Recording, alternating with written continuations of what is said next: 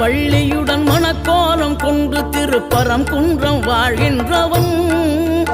நீ தேவர்களை காத்திடவே வீரமுடன் வேலெடுத்து செந்தூரில் ஆழ்கின்றவன். மாங்கனிக்கு கோபம் கொண்டு பார்ப்புகழும் பழனியிலே ஆண்டியன கோலம் கொண்டவன். நீ தத்துவத்தின் சாரெடுத்து சுவாமி மலை எல்லையிலே தகப்பனுக்கு பாடம் சொன்னவன். காவல் என நின்று பெரும் சினம் தணிந்து தணிகையில கண் குளிர காட்சி தந்தவன். நீ பாங்குடனே கருள் தரவே பழமுதிரும் சோலையில பரஞ்சோதியாய் நின்றவன்.